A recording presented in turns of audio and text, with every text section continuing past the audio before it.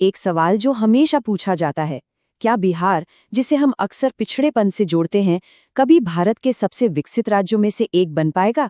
खैर, नीतीश कुमार की नई सरकार का तो यही दावा है।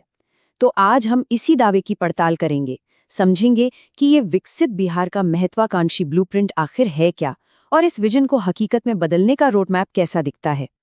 देखिए, बिहार की बात जब भी होती है ना, तो एक अजीब सी तस्वीर सामने आती है। एक तरफ पिछड़ेपन की गहरी जड़ें और दूसरी तरफ प्रगति की एक नई उम्मीद। सच तो यह है कि असलियत इन दोनों के बीच की एक बहुत ही उलझी हुई कहानी है, जिसे समझना बहुत जरूरी है।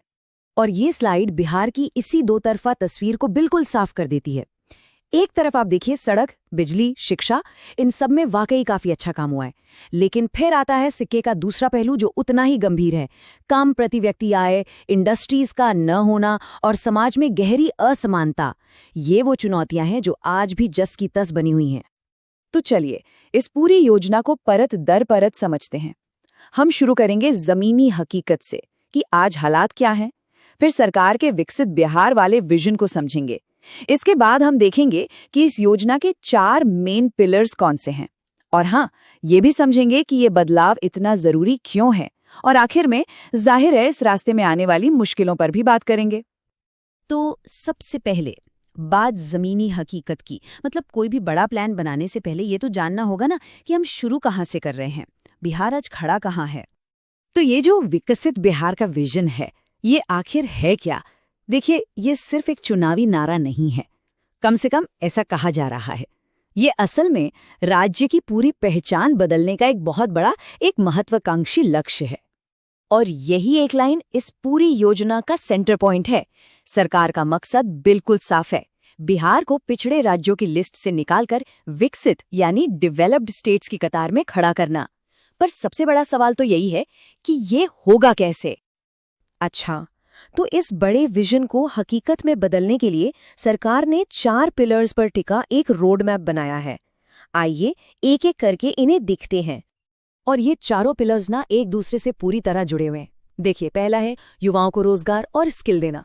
अब रोजगार के लिए क्या चाहिए? अच्छा इंफ्रास्ट्रक्चर। तो दूसरा पिलर है इंफ्रास्ट्रक्चर और कनेक्टिविटी। जब इंफ्रास्ट्रक्चर होगा तो तीसरा पिलर काम आएगा, यानी इंडस्ट्री और इन्वेस्टमेंट को खींच कर लाना। और चौथा और शायद सबसे जरूरी पिलर, ये पक्का करना कि इस पूरे डेवलपमेंट का फायदा समाज के हर इंसान तक पहुंचे, सबके साथ न्याय हो। अब रोजगार की बात करें तो यहाँ पर जो लक्ष्य रखा गया है वो सच में चौंकाने वाला है। सरकार का वादा है कि अगले 5 सालों में 1 करोड़, जी हाँ, 1 करोड़ नए मौके पैदा किए जाएंगे। आप सोचिए, ये एक ऐसा आंकड़ा है जो अगर सच हो जाए तो राज्य की पूरी आर्थिक तस्वीर बदल सकता है। तो ये 1 करोड़ नौकरियां आएंगी कहाँ से? इसके लिए प्लान ये है कि स्किल यूनिवर्सिटीज बनाई जाएंगी, प्रैक्टिकल वर्कशॉप्स तैयार होंगी और लोकल लेवल पर स्वरोजगार यानी सेल्फ एम्प्लॉयमेंट को बढ़ावा दिया जाएगा। मतलब कोशिश ये है कि युवा सिर्फ नौकरी ढूंढने वाले न बने, बल्कि नौकरी देने वाले भी बने। अब आते हैं दूसरे पिलर पर, यानी कनेक्टिविटी। और यहाँ फोकस सिर्फ बड़े शहरों पर नहीं है, जो अक्सर होता है, बल्कि प्लान है नई सड़कों, पुलों और यहाँ तक कि 6 नए एयरपोर्ट्स के जरिए छोटे छोटे शहरों को भी विकास की मेन लाइन से जोड़ने का, ताकि बिजनेस करना और आना जाना सब कुछ आसान हो जाए। अब बात करते हैं तीसरे और शायद सबसे मुश्किल पिलर की, इंडस्ट्री और इन्वेस्टमेंट।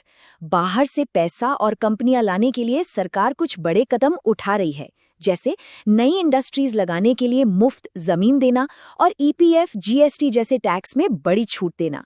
मकसद एकदम साफ है, बिहार की जो निर्भरता खेती पर है उसे कम करके इकोनॉमी में डाइवर्सिटी लाना। और चौथा पिलर ये पक्का करता है कि ये जो विकास हो वो सिर्फ कुछ लोगों तक सिमट कर न रह जाए। इसका लक्ष्य है कि डेवलपमेंट का फायदा समाज के हर तबके तक पहुंचे, खासकर पिछड़े वर्गों, महिलाओं और आदिवासी समुदायों तक।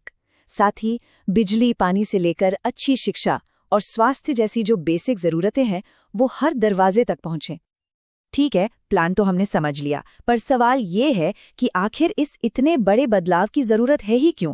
और इसका जवाब छिपा है बिहार की सबसे बड़ी और सबसे पुरानी समस्या में, पलायन। ये जो चार्ट है ये एक बहुत कड़वी सच्चाई दिखा रहा है। बिहार में अच्छे मौकों की कमी की वजह से यहाँ से जो युवा बाहर जाते हैं उनकी संख्या नेशनल एवरेज से कहीं कहीं ज्यादा है। हर साल लाखों नौजवान पढ़ाई और नौकरी के लिए दूसरे राज्यों का रुख करने पर मजबूर हैं। तो बात बिल्कुल सीधी है, जब तक राज्य के अंदर ही अच्छे मौके नहीं बनेंगे तब तक ये पलायन का जो चक्र है ये नहीं टूटेगा और बिना इंडस्ट्री और इन्वेस्टमेंट के आर्थिक विकास की गाड़ी बस धीरे धीरे ही चलती रहेगी। ये पूरी योजना असल में इसी दुष्चक्र को तोड़ने की एक कोशिश है। हालांकि कागज पर यह विजन बहुत शानदार लगता है, लेकिन इसे जमीन पर उतारने का रास्ता उतना आसान नहीं है। कई बड़ी चुनौतियां और रुकावटें हैं जिनका सामना करना ही पड़ेगा। और ये चुनौतियां छोटी मोटी नहीं हैं। देखिए, पहली तो यही है कि औद्योगिकरण की जो धीमी रफ्तार है उसे तेज कैसे किया जाए। दूसरी, सिर्फ नौकरियां पैदा करना काफी नहीं है, अच्छी सैलरी वाली क्वालिटी नौकरियां कहाँ से आएंगी।